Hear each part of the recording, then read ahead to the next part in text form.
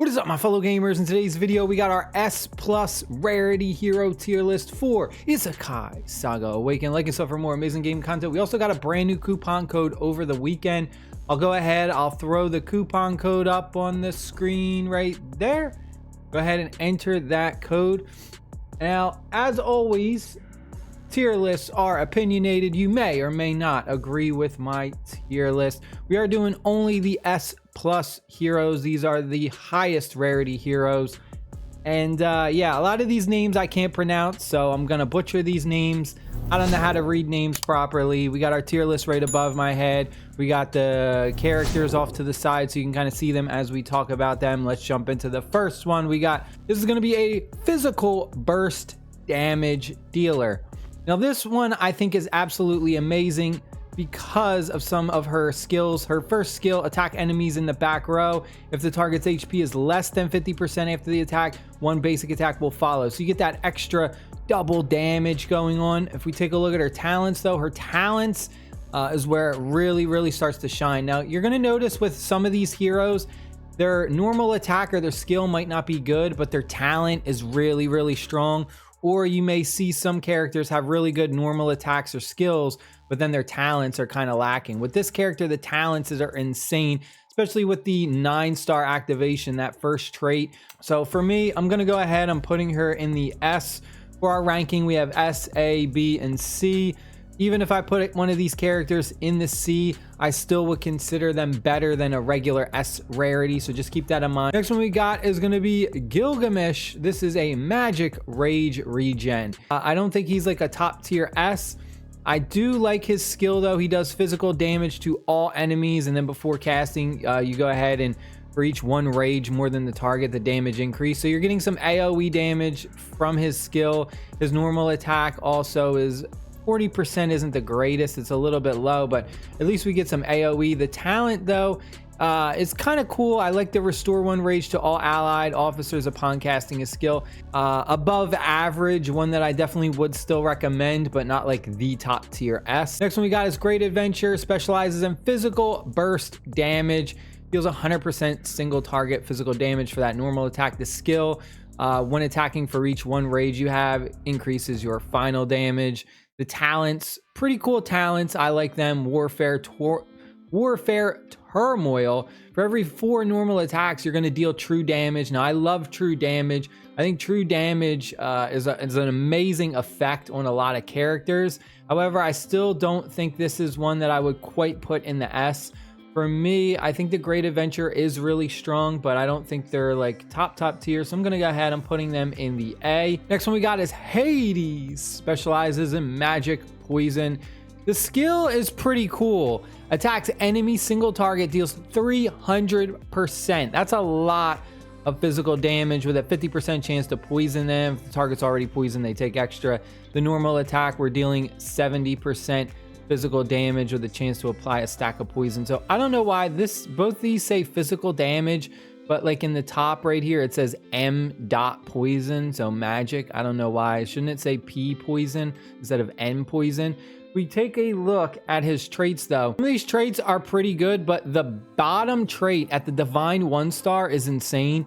Deals 60% overflow damage as splash damage and inflicts a stack of poison on a random enemy hit by the splash for 1 turn. So, you know, if you do overkill damage, it kind of splashes to their enemies. For me, another solid character that I'm going to put in the A. Next one we got is going to be King Arthur.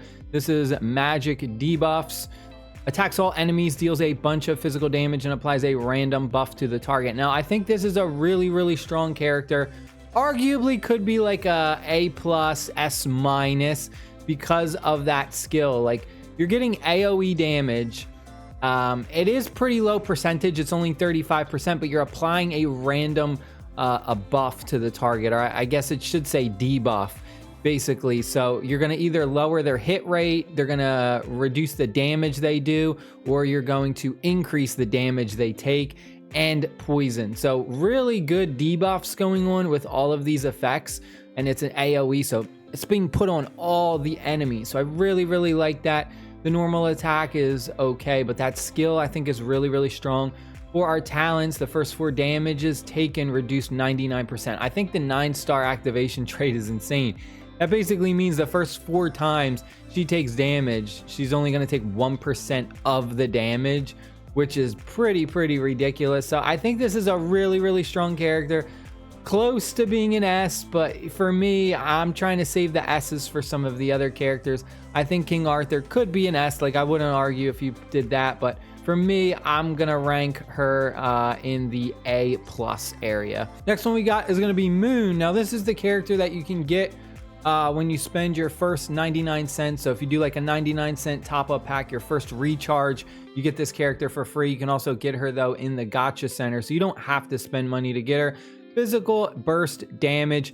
She has that special effect where anytime she destroys an enemy, she goes ahead and attacks again. Very similar to Ninja. The only difference is she does have a skill where her skill will attack an entire column, and then you also get that increased damage.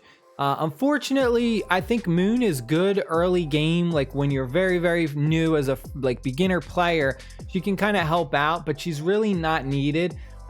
Definitely falls off when you get to mid to end game content, because you really want to start to look out for characters who are more about like damage over time. So the burn effects, putting buffs on your team, debuffing the enemies or removing their buffs. It becomes what I would say a lot more control heavy meta when you get to that mid to end game, like that harder content. It revolves a lot more around controlling effects instead of just doing like pure straight damage and doing that like chase effect. Because you do get to a point where you're not going to be one-shotting enemies, and that chase effect becomes pretty useless. Like for me, I'm putting Moon in the C. Next one we got is Guan Yu, I think is how you say it. Single target physical damage dealer. This guy is insane, let me tell you. Goes ahead 100% for the basic attack. The skill attacks an enemy single target, 360% physical damage. That is a high percentage. You're also applying Wrath, which means you're going to be immune to control. It's going to increase your crit rate and crit damage. Chance to cast another basic attack when we land a crit, and it can only be triggered 2 times per turn, but still pretty good. So, you know, we can go ahead, we can deal extra damage from this at the end of the enemy officers. We got a chance to immediately gain an extra turn. This trait I think is ridiculous, just gaining an extra turn. If that triggers, wow, oh wow, you can really do some crazy damage on the enemy. Going ahead, putting Guan Yu at the tippity top in the S area. Next one we got is going to be Kong Ming. This is a mass heal plus attack boost. Unfortunately, we actually have better buffers on the team, and we also have better healers that we can get on our team as well. So this character I think is okay early game. A character that I wouldn't quite put in the C, because you know you can use them for a decent amount of time for, you know, the early game and stuff like that, for if you need a healer. Next character we got is going to be Laplace or however you want to say this. This is going to be a tank and a damage reducer. I think this is a really strong tank. However, I believe there is a better tank that I do have on my list that I have in the S+, but this is still a really strong tank. Absolutely has some amazing abilities. So just overall, a really solid, strong tank that I don't think you can kind of go wrong with. A really good, solid pick that I would go ahead and I would put in the A area. Next one we got is going to be Joan of Arc. This is a tank and burn. Now, I don't particularly like her. I think she's okay. I mean, if you're going for a really heavy burn build and you're just going to use all fire elements, then, you know, if you need a tank burn and you don't have really anyone else, I think she's usable. But unfortunately, I just think that there's kind of better heroes. Like, I would rather have the other one that we just talked about for a tank. Unfortunately, though, I'm going to go ahead. I'm going to put them at the bottom, like a C+ for me. Next one we got is going to be Lucifer. This is AoE burn. This guy is insane. One of the strongest damage dealers in this game, and you get the burn effect. You definitely need this character because he just basically makes the burn effect much more valuable for all of your other characters on your lineup. So really important character to have if you are trying to go for that burn build. Definitely for me, a top tier going ahead, putting them in the S. Next one we got is going to be Lamia. This is a magic AoE damage dealer, another insane damage dealer for burn. Another one that I think is definitely a must. Having Lucifer and this character paired up is an absolute nightmare for enemies. Her talents are really crazy. You get true fire. Each stack increases damage. I mean, this is just some of the stuff that she can do with her talents is just insanely strong. For me, she's another one, top tier, easily an S. Next one we got is going to be Hera, Rage Steal and Damage Reduction. This is another fire element character, pretty strong one. I like the ability to steal rage from the enemy. You do have a 50% chance, which, you know, flip a coin, half the time you're going to steal a rage, which is pretty cool. And then for some of her talents, we got after casting a skill, you're going to apply an invincible shield to the officer. For me, I think she's amazing. Not quite an S for me, but definitely one that I would put like definitely like in the A, better than some of these other A's. Next one we got is Aquarius. This is a damage shield, really amazing character with the shielding effect. Goes ahead, deals single target damage, but then you're gaining a shield. 70% of max HP is very high. That is a big shield. For the talents, we got after casting a skill, you're going to share 50% of the damage. One that I think is definitely at the top, going ahead, putting them in the S. Next one we got is Lubu, however you say this, physical AoE damage dealer. This is another one that is insanely strong at the top tier. Attacks all enemies 90%. That is a lot of percentage for an AoE attack. A lot of AoE attacks you typically see have a lower percentage, 90%, very high AoE damage. After a skill being casted, we have one basic attack will be followed, will not increase rage. So, you know, you're just getting so much extra value from that skill. The normal attack attacks all enemies and deals 30%. So even the normal attack does AoE damage. For me, definitely a character that I will put at the top tier in the S. Next one we got is Yukiha. I don't know how to say this one. We got Dispel and Rage Reduction. Now, like I was mentioning earlier, control effects and being able to control the battlefield becomes so valuable when you get to that harder content, and this character is an absolute must. We got our normal attack, which is good, deals a bunch of damage, but our skill, we're going to deal magic damage to all enemies, but we got a 45% chance to dispel a buff on the officer. So really amazing, removing buffs. It's going to be, I'm telling you, it's going to be very valuable in that harder content. And then for our talents, we got a chance of gaining a rage each time an allied officer gains rage. So this can really be abused if you do a really good build team where you're constantly having your team gain the rage. This can really be devastating. You can constantly be gaining rage like insanely fast because of that. And then you also have each time the enemy gains one buff, you got a chance to dispel it. So this also really helps out. You know, they're gonna put a buff on and then bam, it's gonna immediately get removed. Overall, just a really strong character that is really good for controlling the battlefield, top tier S. Next one we got is gonna be Frost Edge. We got Magic Rage Reduction. This is one that I feel is a little bit weaker compared to the others. I'm not saying this character isn't like good, but you know, compared to a lot of the others, I'm putting them in the C because there's just so many other better options that I'd rather have. Next one we got is going to be a Retaliation Tank Cyclops. Now this is the tank that I was talking about. This tank is insane. This is the one that I want. So this guy right here, we got our basic attack, attacks enemies in a column, which is good. We got our skill, attacks enemies in a column and receives 2 stacks of shield. Each stack will increase our defense equal to a 15% of defense. This really, I mean, this guy is an insane tank. The talents though, this is where it really shines. First talent we got gains 2 shields at the battle start. And then we have when taking damage, reduces the attacker's defense for every shield. We have basic attacks no longer reduce the shield. When taking damage, damages the attacker by 20% for every shield. Just a very powerful tank. Like I said, this is, I would say, the best tank currently in the game. One of the top tiers. Going ahead, putting them in the S. Next one we got is going to be Kengo. Physical AoE damage dealer. This character I feel is a bit weak compared to a lot of the other ones. Going ahead, putting them in the C. Next one we got is going to be Ares. This is going to be shield protection.